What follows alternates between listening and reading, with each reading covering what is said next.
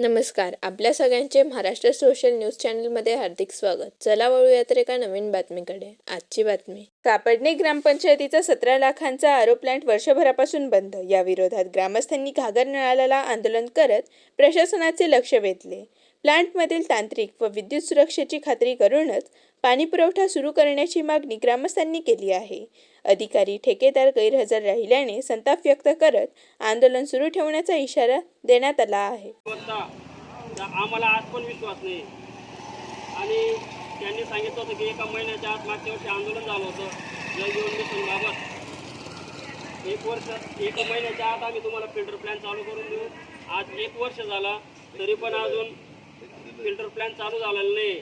तसेच जल जीवन मिशनचे पाईप या जवळच गोडाऊनमध्ये ठेवण्यात आले होते आणि ते सर्व बोरीतला परत नेण्यात आले. मी त्या दिवशी परशुराम देवडे जे कॉन्ट्रॅक्टर यांच्याशी बोललो, ते उडवाउडीचे उत्तर त्यांचं होतं. कोणी त्यांना सवाल विचारायला तयार नाही आणि जे लोकप्रतिनिधी आहेत आपले त्यांना याची कल्पना नाही की पाईप कुठं जात आहेत, काय करतायत.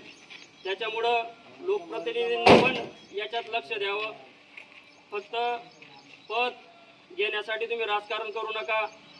तुम्ही लोकांचे प्रश्न सोडवले पाहिजेत. आणि या फिल्टर प्लॅनला जो संबंधित ठेकेदार होता त्याने चालू करून द्या. ग्राम निधीमधला 1 रुपया खर्च होता कामा नये. जर झालं तर आम्ही पुन्हा आंदोलन करू, नाहीतर इथं आम्ही पायी कलेक्टर साहेबांकडे निवेदन द्यायला जाणार आहोत.